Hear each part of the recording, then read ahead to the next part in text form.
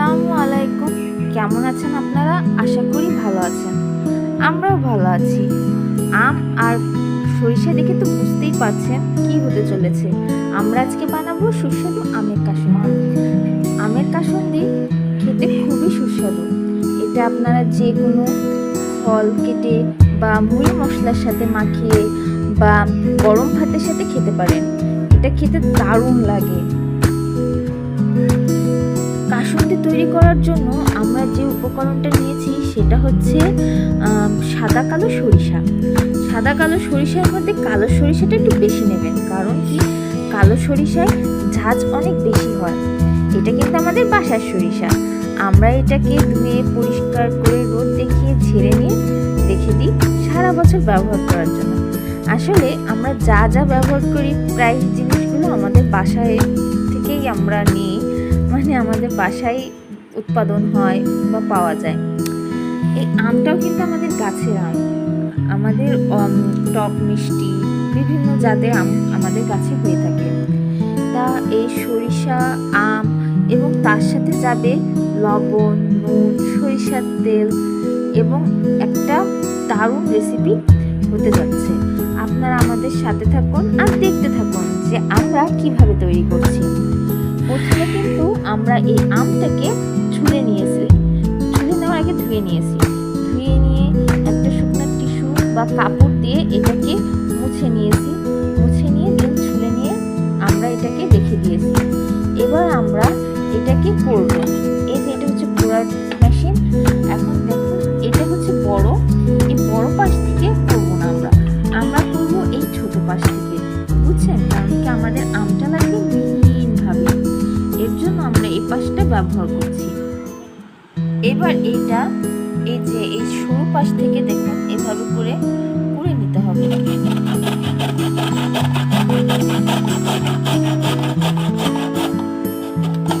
আমাদের আম কাসুন্দি তৈরি করতে গেলে মিহি করে আমের পিউরিটা লাগবে, যার জন্য আমরা এভাবে করে নেব।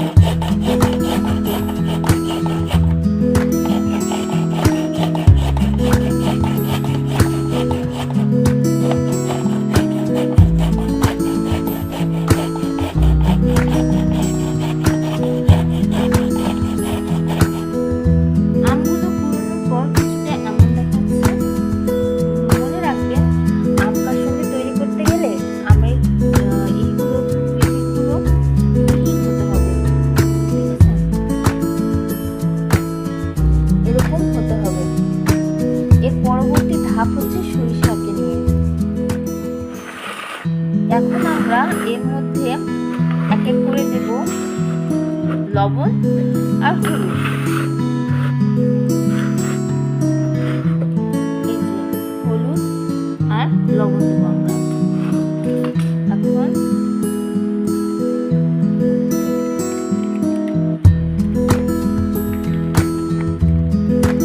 এক চামচ লবণ, আরেক চামচ লবণ, মোট 2 চামচ লবণ যাবে এতে। আর যাবে 1 চামচ হলুদ,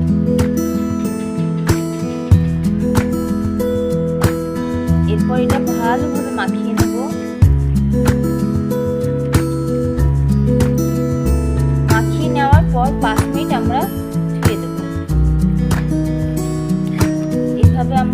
আপনারা ভালোভাবে মাখিয়ে নিয়ে 5 মিনিট রেস্টে দিয়ে দিন।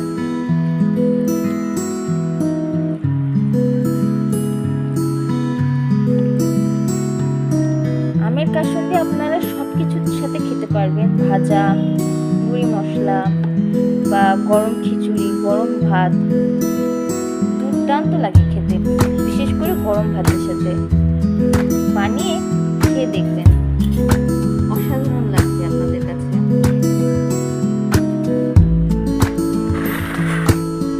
এবার আমরা এই সরিষা দানাগুলো মিহি করে বেটে নেব মিক্সিতে।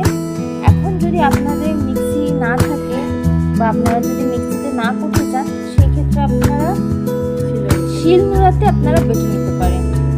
এই যে আমরা ঢেলে নিলাম।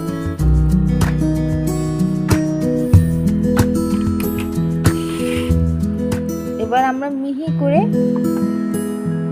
গ্রাইন্ড করে নেব।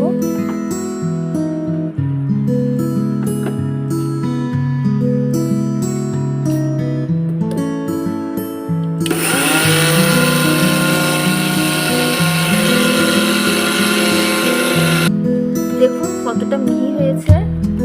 আপনারা পাটায়ও বেটে নিতে পারেন। আমাদের মিক্সিতে আমরা বেটে নিয়েছি।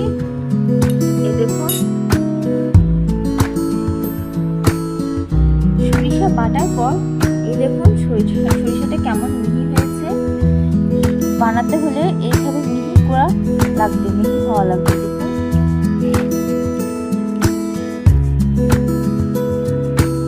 কতটা মিহি হয়েছে।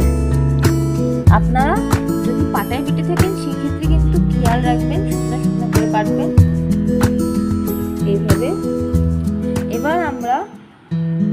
এবার আমরা এটা আস্তে আস্তে করে এতে মাখিয়ে নেব। কিন্তু আপনারা এই প্রক্রিয়ার মধ্যে কোনো সময়ের জন্য পানি ব্যবহার করবেন না। এই দেখুন কিভাবে মাখিয়ে নেওয়া হচ্ছে। খুবই সহজ পদ্ধতি, বুঝেছেন? আপনারা চাইলেই নিজেদের বাসায় যখন তখন তৈরি করে নিতে পারেন। এত সুস্বাদু একটা রেসিপি,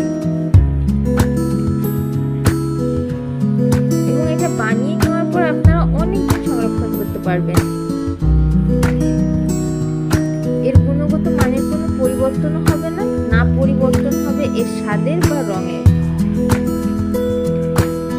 এটা যখন সম্পূর্ণ তৈরি হয়ে যাবে তখন এখান থেকে একটা খুব সুন্দর ঘ্রাণ বার হবে। কিছুটা ঘানিতে ভাঙানো সরিষার তেলের ঘ্রাণের মতো।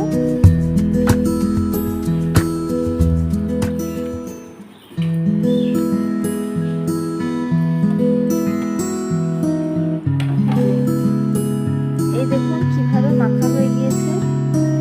মাখার পর কিছুটা এমন দেখাবে।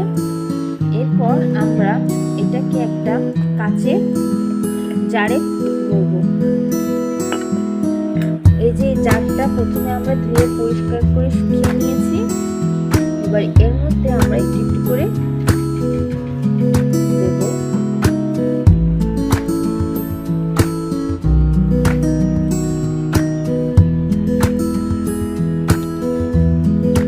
দেখুন কত তাড়াতাড়ি তৈরি হয়ে গেল আমাদের এই রেসিপিটা।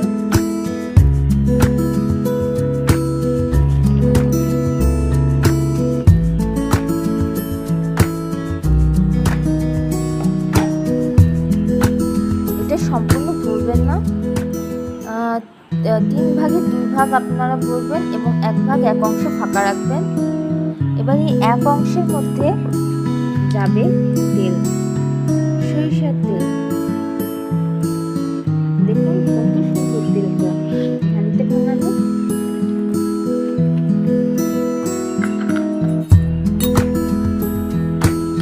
এবার ভালো করে আমরা মাখিয়ে নেব